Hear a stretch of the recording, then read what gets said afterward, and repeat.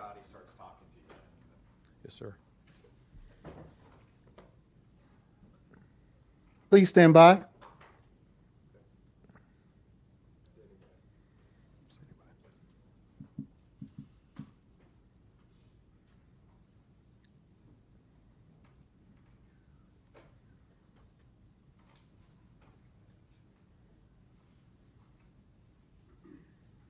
Welcome to the 2025 College Football Playoff Semifinal at the 89th Goodyear Cotton Bowl Classic opening news conferences featuring the head coaches of this year's participating teams.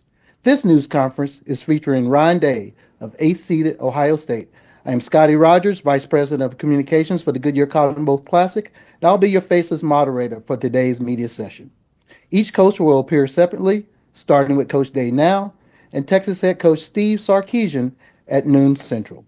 Coach Day will begin with an opening statement, then we'll go to questions. Please use the raise your hand function to indicate you want to ask the question. When you are called on for your question, please state your name and affiliation before asking your question.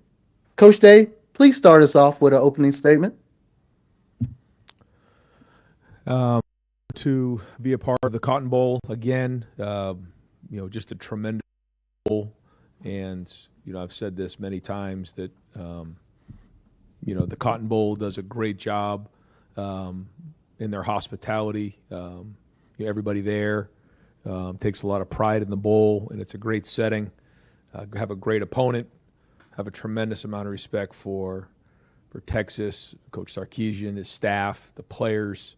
It's going to be a great environment, and we're very excited to play in the game. All right, Coach, your first question is going to come from Michael Cohen. Michael, please come off mute and ask your question. Hey, Ryan. Michael Cohen from Fox Sports.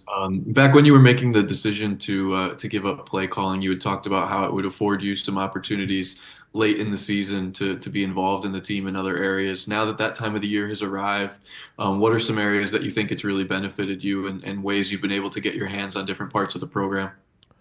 Well, I actually think this time of year in the playoffs, I've had more time to actually be part of the football during the season, a little less.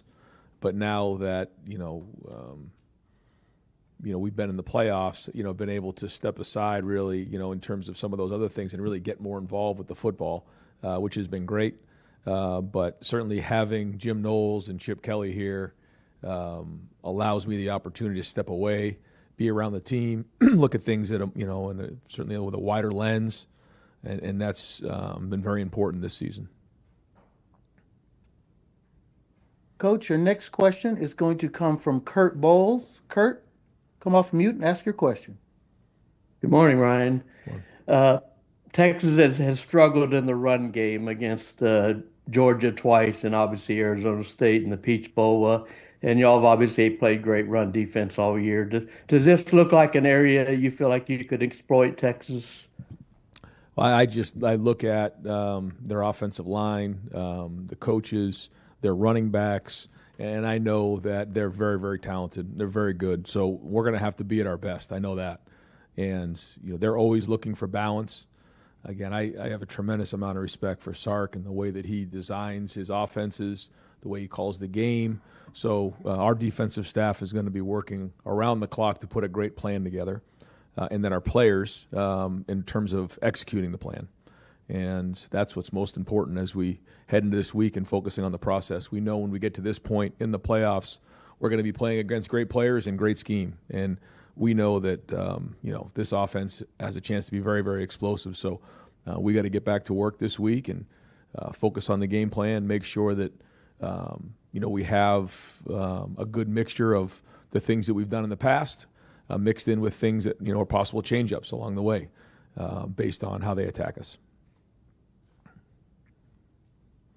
Coach, your next question is going to come from Dan Hope. Dan, come off mute and ask your question. Ryan, you guys entered the CFP. A lot of people were doubting you. Now you guys are considered the front runner to win the national championship. How do you make sure that you guys continue to play with the same edge now that you're getting a lot of praise when you were coming in with maybe a lot of people doubting you? Yeah, I mentioned it to the team the other day. Same guys in a room as was there a month ago, and nothing that's happened in the past or really the noise that's around the building has anything to do with our preparation and our focus and our process, and that's what we've been diving into. And we don't need any extra motivation to win this game, but one thing that does motivate our team is an opportunity for the team to play for another week together. And this is a great group of guys that cares a lot about each other, they have fun with each other, they love competing with each other. You can see the passion on the field when they get on the field. And I think the way that this format is and the way the playoffs are set now, it allows us an opportunity to grow as a team and to learn and to get better and to peak late in the season. And so I think we've learned a lot about our team. I think we've grown a lot as a team. And, we're banking on this to be our best football of the season. But these guys, they care a lot about each other, and we're just going to focus on the execution and making sure that, we're preparing ourselves as best as we possibly can to go play this game against these guys on Friday night. And that's it. Nothing else matters. I've said this before, nothing that's happened previously is going to have any effect on what's going on other than learning from our experiences. So we got to do a good job of starting from scratch again. And I think that's one of the things that our guys need to understand is that when you're playing in playoffs, it's almost like, seasons within themselves during that week, and that, you almost start from scratch, and you can go through and you say, okay, here's your opponent, here's your process, here are the walkthroughs, here are the meetings, here are the practices, here are all the things that come with preparing for a game like this to be at competitive excellence. And so we got to do a great job this late in the season of being disciplined to do a better job than Texas. Coach, your next question is going to come from Tim May. Tim? Can you hear me? I can. Yes. Oh, sorry, man. The mute button was a weird place. Ryan, what is the biggest advancement that you've seen Will take from that new guy that walked in a year ago, basically, to being a leader? Like Justin Fry talked about how he stepped up as a leader when you've had those offensive line problems, et cetera, and just kind of, took them by the horns and said, this is not going to stop us and stuff. What just stands out most about him at this moment? Well, I think even for somebody who's, experienced like he is and with his age, you still, you're at a different school, you're in a different program, you're in a different offense. And playing within the offense and being here now for the number of games that he's played, he's learned a lot about himself, but he's also learned a lot of the offense. He's grown into the offense. And I think he understands that his job is to be the number one leader on the team and on the field, and that the team is going to take on his personality. But in terms of the football on the field, I think he's done a great job off the field of grasping the concepts. He's put a lot of work in with Chip and with Billy. When the first couple words come out of a play, he can finish it for you. And that's when he knows exactly what's going on. He makes sure everybody's on the same page.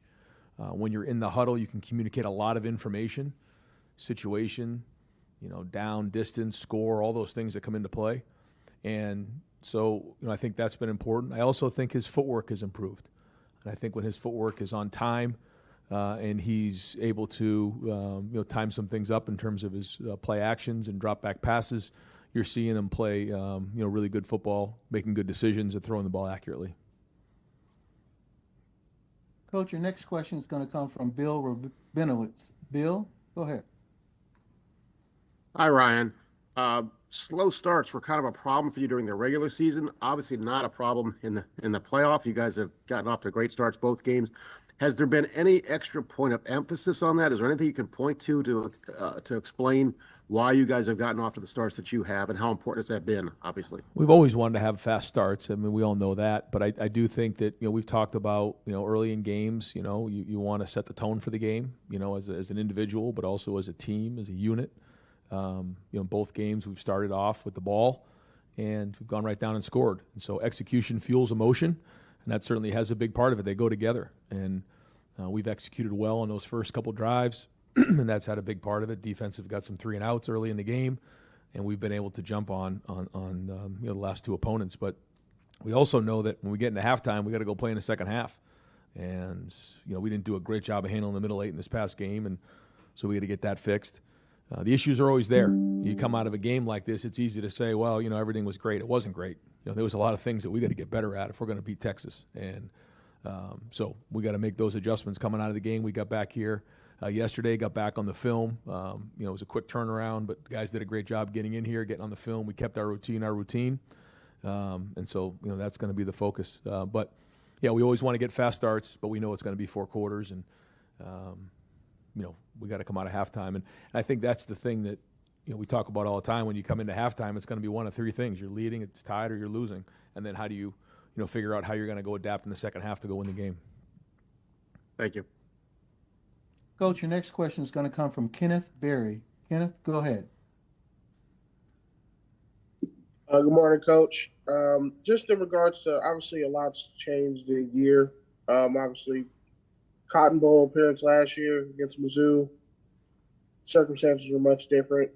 So just how have the young guys on this team, obviously Jeremiah Smith is pretty special, but how have the other young guys on this team followed the message of the seniors and kind of locked in terms of knowing like they're 1 game away from a national title playing back in the Cotton Bowl? Yeah, well, we're 2 games away from a national title, and the only way that we're going to get to that final game is to win this game, and that's it. And I think yesterday we were able to talk a little bit about that, but once that's done, the Oregon game is over, and you got to move on from that, just like we've had to move on from other games in the past. And the only thing that matters is this game right here, playing against Texas. And again, our motivation right now is keeping this team together 1 more week. And then we'll go from there and figure out what's next after that. But everything else right now is a distraction. And like you said, the leaders are the ones that have to set the pace on this. And when you're a young 18, 19, 20-year-old person, it isn't always easy to stay locked in for this long of a time. And I think the team that can be disciplined enough to do that and continually prepare at a high level and not cut corners, not fray, not get distracted, not try to take shortcuts this time of year is going to give themselves the best chance to win. And so we've got to do the best job we possibly can at preparing for this game. And that's our focus, and that's our process right now that we're going to continue to dive into. Coach, your next question is going to come from Stephen Hawkins. Go ahead. Ryan, obviously talking about AT&T Stadium, how much does the familiarity with the place help? And I know there's a special place. It's a special place for Ohio State coming 10 years ago after the championship, but also for Will Howard, won a championship there in the Big 12 just 2 years ago. Just talk about Will's kind of being able to go back there and you guys going back there. Yeah, and even for me with the TCU game, so there's a lot of history there, and I don't think that really has anything to do with anything, quite honestly. We got to go play on the field, but it's a great venue. We've had a lot of great games there, and I know we have great fans. In the Dallas area and throughout Texas. And so we know it's going to be a great atmosphere. Next question is going to come from Cedric Golden. Cedric, go ahead. Hey, Ryan, you guys knocked off the Big Ten champions after a nail-biter in October, and there are already calls for CFP reform, go figure. Was it an advantage for you guys to just keep playing and not have that long layoff? Or was this first round where the guys that had buys all lost, is that just a testament to how competitive college football's gotten? I know we're all looking to see how this all shakes out and then going to evaluate it and figure out what's the best moving forward. I don't really know the answer to your question other than the fact that I did feel like, we've talked here in this room about, going back and watching some of the old NFL teams and winning that first wild card game and then getting some momentum into the playoffs and continuing to play. There's been evidence of that throughout, the NFL playoffs because there really has never been a college football playoffs like this before. So you go back on, things that you can best compare to.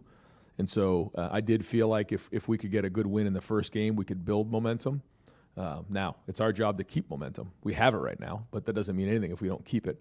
So, we'll continue with our process. These games are coming fast. They're not bowl games. They're just like game weeks. And it'll be the same thing there. We get in on Wednesday night, and then we play the game on Friday. So it'll be a quick turnaround, and we'll, again, focus on our process. Coach, your next question will come from Jeremiah Smith. Jeremiah, go ahead. Hey, Coach. Will looked maybe the most comfortable he's looked all season against Oregon. How do you, going into this game, capitalize on that confidence, that momentum? How do you really make that count for you? We just keep it throwing it to you. I know. It's great. I've reminded my family many times how amazing the game is week in and week out. Well, I think, again, for Will, the more he plays at Ohio State in this offense with his teammates, he's getting more and more comfortable with everything. And you can say, well, he's played a lot of college football before, and he has. And you're seeing some of those things show up on the field. But just like anything else, you see guys who move from NFL team to NFL team, and sometimes it takes a while to get into the offense and understand it. It's like a language. And when you can understand it, like second nature, that's when you can play your best football. So, again, what does that mean moving forward? Nothing. He's got to go do it from the first snap all the way to the end. And, if you start, thinking back on good games, bad games, and start to think that that's going to affect this next one, you're dead wrong. So he's got to be the best leader on the field, but he also has some confidence right now going into this game, which, again, he's got to continue to build on. Coach, we have time for a couple more questions. One is from Hank South. Hank, go ahead. Hey, Ryan, apologize if this was already asked, but obviously you have history with Quinn Ewers. You guys recruited him out of the high school ranks. What drew you to him then, and what impresses you about his game now?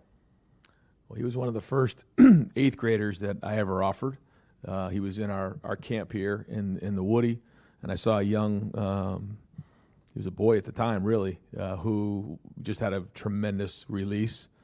And I remember grabbing him and grabbing his dad and said, man, you got a bright future ahead of you. I don't know if this is good or bad, but we're going to offer you a scholarship to Ohio State even in eighth grade. And again, I don't know if that's legal or not, but we did.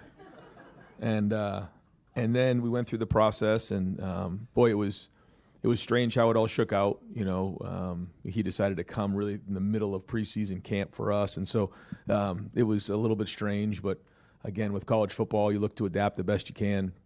And then CJ really had a great season that season, and he decided he really wanted to play. And it was disappointing for us, but we certainly understood. And from afar, I've watched him, and he's got a lot of talent. He's a really good player. He comes from a great family, and he's had a great career at Texas. And a lot of people here still have good relationships with him and think the world of him.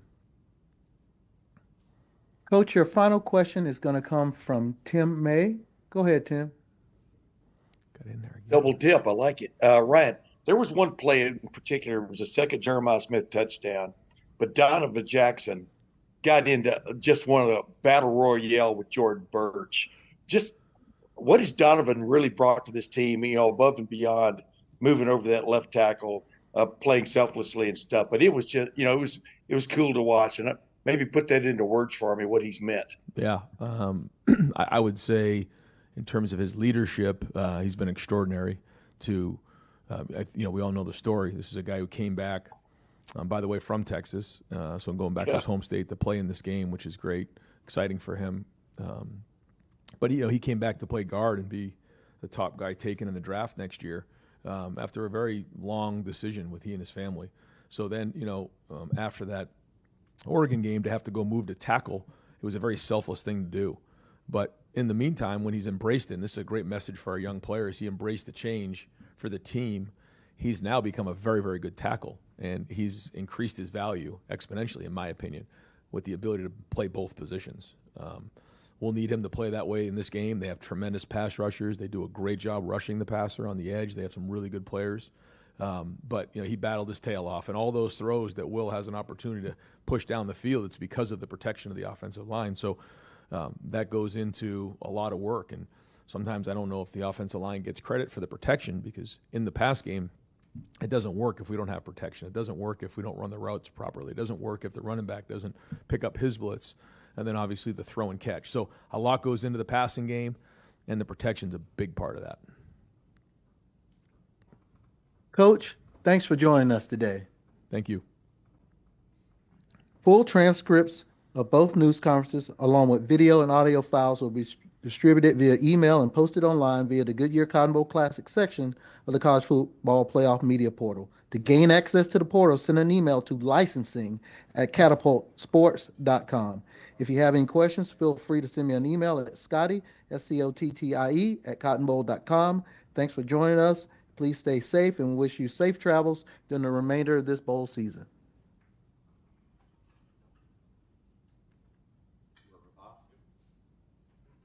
Okay, great. Coach, we'll do about 10 more minutes here. Open it up with Bill Landis over to the right here. Ryan, you said this time of year you have a little more time for the football things. What does that look like for you, both like in game preparation and on game day? Just feel like, it's just this time of year, and when you're in the playoffs, it's ball. It is. It's just like, putting the best plan you possibly can, for our guys. So, that's what we're in the middle of right now. Today's a huge game plan day for our staff. So, once we get done this, I got to dive back into that and all three phases, making sure it all fits. And that's the part I love. I mean, I certainly love the other parts of it, but I love this being able to jump into the football and be in the middle of all the decisions that are made schematically. Dave Biddle. After the first Oregon game, Ryan, you said that you guys wanted to re-engineer your defense. Whatever you guys did has worked so far for sure. What did that entail schematically?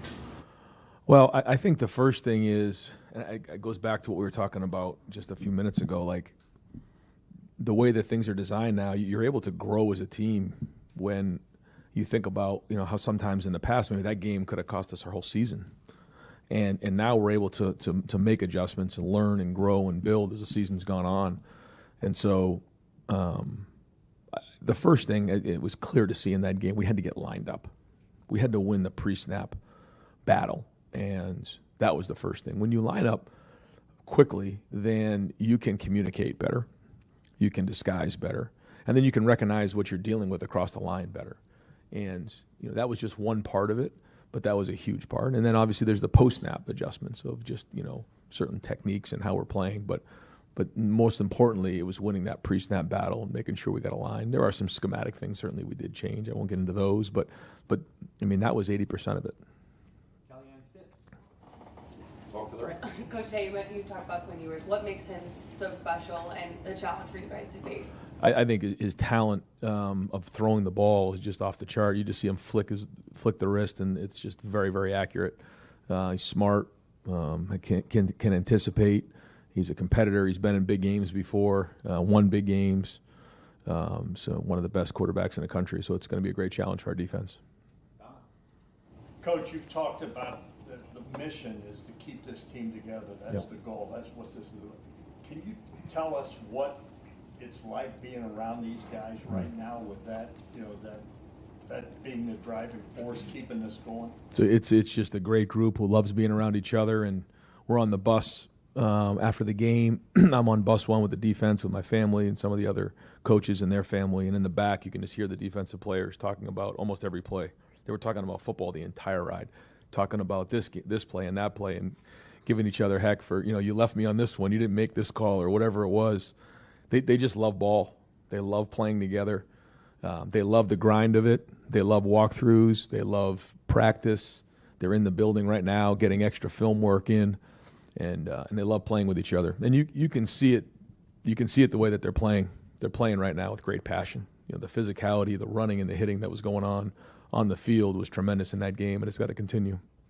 Rob Holler. You've referenced NFL a couple times now, how this is starting to resemble it, move on.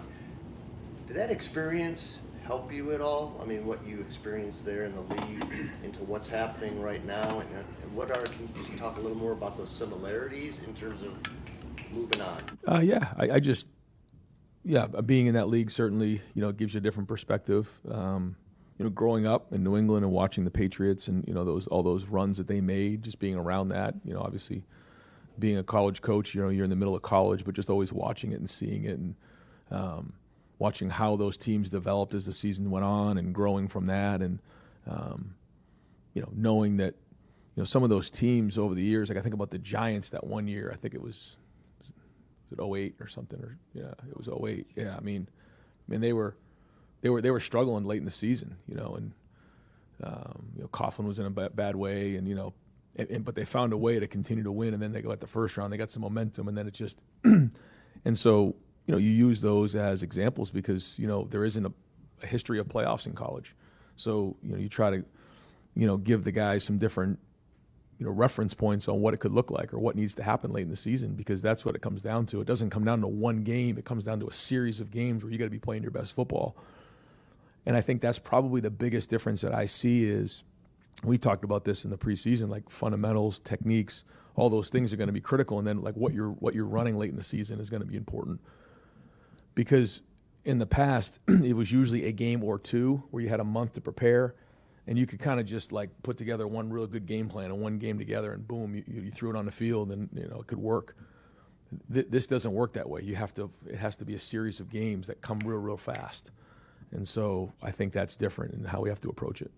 Advantage for you guys at this moment? I mean, it seems like when you've got the momentum, you want to keep momentum. Yeah, well, that's it, and that's what momentum's all about. You got to keep it. If you don't have it, you got to go get it. But we've been looking at this thing from the beginning on how do we get to this point and play our best football and be able to sustain it throughout the whole month and into January. So again, this is all about Texas right now. We got to go do it and put it on the field. But I think our guys are in the rhythm of that. We got to keep our game week going and then focus on our process. That's it. Real quick, Jaden Field makes the 46-yard. Yeah. How big was that? Was that a test both for him and for you guys? You could have gone for it there. Typically, maybe you would. Yep. You're still up 14-0 if he misses it, but you've learned something about him if he misses it. Instead, maybe you learned something that he made it. Yeah, everything you said is exactly right. We could have gone for it there. I felt like, I think it was a 46-yarder, and it goes right down the middle. And I think that's going to build confidence for him going into these last two games. And we know we can do it. He got into a bad way in that game, and so we want to pull him out of it. And we did have a little bit of that kicking competition going into the week before, and he did a nice job. He responded, and I think everybody, when we put somebody in the game, we all believe that you can do it, and we made sure we told them that. Like, when we put you in the game, it's because we believe you can do it. Otherwise, we wouldn't put you in the game. Our team believed that he could make the kicks. He did, and did a nice job. Did his job, and that's it. Everyone's got to do their job. Long snapper's got to do his job. Holder's got to do his job. The right wing's got to block for him, and then he's got to make the kick. That's his job, and he understands that. And but good to see him put two through, and we're going to need him in this game as well because it's going to come down to a couple plays like it normally does. Cameron T. Robinson. Ryan, obviously Coach at Ohio State, there's a sense of immediate, like people want immediate results. I imagine this is the type of defense you wanted to see when you hired Jim back in 2022. But just the journey that this defense has been on from that year to now, what's that like to see as Jim is finally kind of putting together what he really wanted to do? Yeah, and I think it's a staff that's grown, but it's also a bunch of players who have grown and stuck together and played a lot of football now. So the combination of the scheme and the guys, understanding how the scheme is adapted over time, but then when you look at the number of starts on that defense, it's adding up, and I think that is probably one of the most important things. You look at like the team in 19, our defense in 19. Those linebackers, those guys were veteran. They'd played a lot of football before, and I think that makes a big difference because you might have some talent, but when you have guys who have played a lot of football, you can adjust quickly. You can make put game plans together where there's reference points. Guys recognize plays. Like I thought we did a great job like on that trick play. Like we recognized that thing and snuff it out quick. Guys saw that. Tyleek was on that. Mitchell Melton recognized it, ran to it. Kenyatta Jackson did a nice job. I mean, those are the types of plays that when you have older guys who have seen things before, they react quickly to it.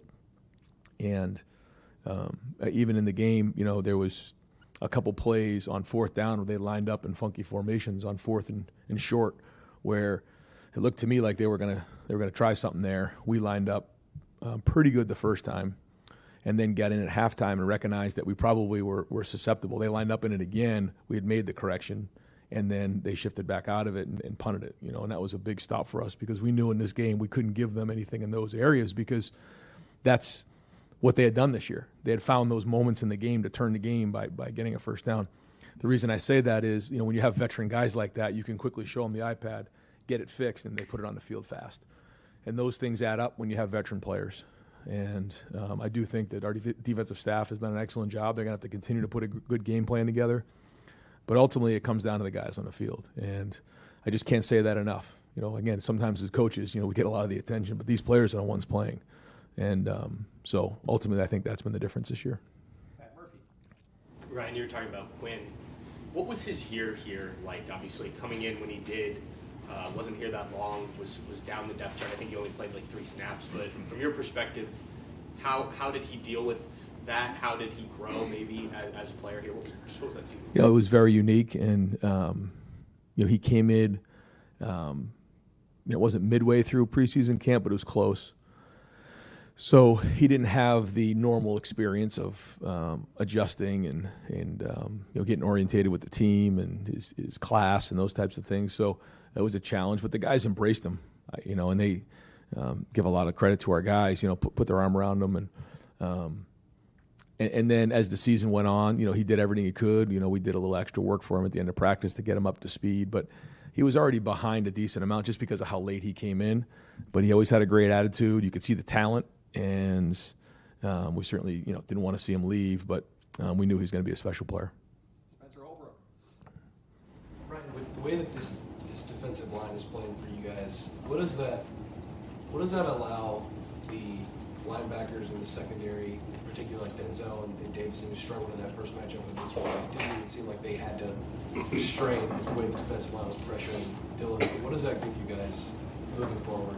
Yeah, well, we talk about the coverage and rush working together, and although we had 8 sacks in the game, there was several of those that probably should have been credited to the secondary. You can tell that the first read was taken away. Well, that this is a very good quarterback, and so I think there was some disguise in there that was well executed. There was a couple times they took shots down the field, and Davison and Denzel were on top of both of those, which was huge because those are game-changing plays. And, we knew that at some point they were going to try us at corner, and the guys did a great job in those spots. And all that stuff adds up.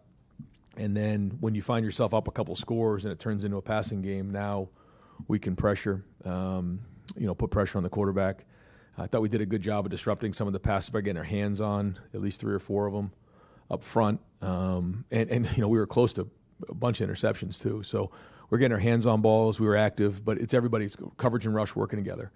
But to your point, when the defensive line can, stop the run the way that they did with the linebackers as well, safeties were a part of that as well. I guess it's everybody, but everyone's got to do their job, and the defensive line certainly did their job in this game. When you talk about enjoying these wins for 24 hours or at least the trip home, did you actually do that on Wednesday, or did you have Texas film up, or yeah. What did you do on the flight home? Yeah, I took the first 2 hours of the flight and went through the film, made a bunch of notes so that, when we got in here the next day, we knew, ended up getting home at about 5, so it was a quick turnaround. But wanted to get all that out of the way so when we got in here we could get going. But after those 2 hours, jumped on Texas and, just dove right into it, kind of run on adrenaline a little bit, didn't really sleep on the flight. A lot of people were knocked out. I wasn't. I was grinding on that film and trying to figure out, how to get a head start so that when, because sometimes your best thoughts are when the head hits the pillow that night or when you wake up in the morning fresh. And so sometimes I just like to get that picture in my mind of, okay, here's a red zone, here's a third down, here's how they're trying to attack you. And then you just, right before you go to bed, you just write something down. And when you wake up fresh in the morning, it's amazing how some things come to you. So I tried to get my eyes on it and then slept for a few hours and got back in here. Joey Kaufman.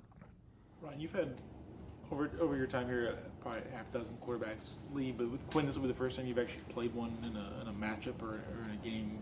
Yeah. What do you think that'll be like, just from game planning, having familiarity, from getting to play him in action? Just what do you think? Yeah, I mean, he's in a way different place than he was when he first was here, and but got a lot of respect for him, and so he's going to do everything he can to win the game. We're going to do everything we can to win the game, and. Yeah, I don't know, but I guess it will be the first time that happened. But he's a tremendous competitor, and we know it's going to be a big challenge for us. You said earlier that you were disappointed when what were the conversations like when he'd only been here 4 months? He came early. Like, was there like a hard sell to stay? Like, what were those conversations like? Yeah, of course. Yeah, of course we wanted him to stay, but also I think he saw what CJ did, and he wanted to play right away, and that was that's the competitor in him. And we wanted him to stay, but we understood, and that's kind of the way things work nowadays. And obviously he's had a great career, and that's just, unfortunately the way things work now. Fortunately or unfortunately, I think it's good for guys when they have an opportunity to go different places to play, and it's the game nowadays. And so there's only typically one quarterback who's going to play unless there's an injury or something that happens. But again, he's had a great career, and nothing but praise for him as a person. Scenario probably could play out in the future because the way guys leave, I imagine this will not be the first time you play somebody. Yeah, I think you're going to see it more and more.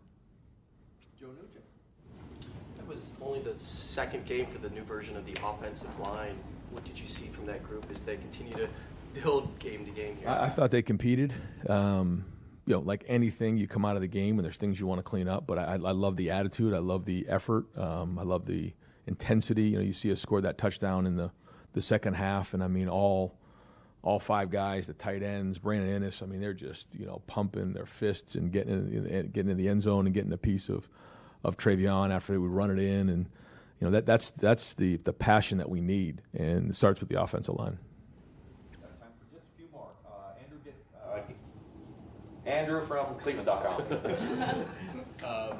Ryan, you talked a lot about peaking at the right time, but what does that look like in application? What does that look like September, October? Obviously, keeping guys fresh, keeping guys healthy is a big part of that, but how do you make sure that, you're still winning your games in September and October, but knowing we still have to play our best football at the end of the year? Yeah, well, the focus has to be on your fundamentals, your technique, building a foundation as the season goes on. Because if you have an identity, then it certainly allows you to have counters off your identity. When you don't have an identity, you're a team running a bunch of defenses or an offense running a bunch of plays, and that's never good. So you got to have something to fall back on. You got to have a foundation that's built throughout the season. And if you compromise that to win a game along the way, you can find yourself in a bad way late in the season. And so we certainly didn't want to do that. We had a plan for that. We stayed to it. But that doesn't matter if we don't go do it this week, and that's it. And our guys understand that, but still, it's just we have to make sure we stay focused because, just a couple weeks ago, I don't think too many people in the country believed in this team, and now, the sentiment's changing, and that can't affect how we go to work every day. It has nothing to do with how we prepare in this game. We've got to stay focused on our process and continue to do what we've been doing the last couple weeks. Talked in the past and mentioned it today too about this being about the players. But you see the video from the locker room, Brandon. I think it was Brandon celebrating with you. What has it meant to you that even though you don't want to take credit, these players are rallying around you a bit? Well, I just think, in moments like that, I just believe, it's you spread the praise around. It's about the coaches, it's about our staff, it's about the players, and that's it. And I take responsibility for when we come up short, but we win games. It's about the team. We're all in this thing together, and it's about the players. And I think we have learned a lot. I don't like to go back, but you learn a lot about yourself when you go through tough times, and that was a message to our players that in life things aren't always going to go the way you want them to, and sometimes they come at you when you least expect it, but it's about how you respond that you're ultimately defined. And so whether it's in life as a dad, as a husband, in business or whatever it is in the game of football, it's about how you respond. And I think, our guys have recognized how we've responded as a team and individually, and I think they're rallying around that. But again, what does that mean for this game? Nothing. But to answer your question, I think that, we're all rallying around each other and how we've responded. Ryan, you're returning to the scene of your biggest interim head coaching victory there at AT&T. It's a bit of a full circle thing. What did you think back then, and how do you just, process where you are now and how crazy this whole journey's been since that moment, which at the time probably felt very big to you? Well, I know, I didn't really think of it all that much, and I know a couple of you guys asked about the Rose Bowl and how it kind of started there. And while I was in the locker room, I actually, when I grabbed my hat and I grabbed the whistle, I kind of thought about the same thing, how things have kind of come full circle. And then to go back into to this stadium, I think about that, that lateral that went across the field that they threw a flag on. If that didn't happen, would I be standing right here? I have no idea.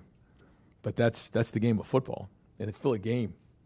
And that's what you have to remember. Like, these are 18, 19, 20 some odd, year old players playing the game of football. And that's it. And, sometimes the margin of error can be tiny. That's what it is. And, we have that quote in here, the man in the arena, and that's part of how it works. And so, yeah, it'll be a great environment. And, as time goes on, you have more experiences in these different arenas, and it has nothing to do at all with what goes on in the game. We all took a tough loss there last year. So, there's good and there's bad. And again, that's just a reminder that, this is about this team, this is about this week, and this is about this game and nothing else. Coach, thank you very much. Thanks, guys. Yep.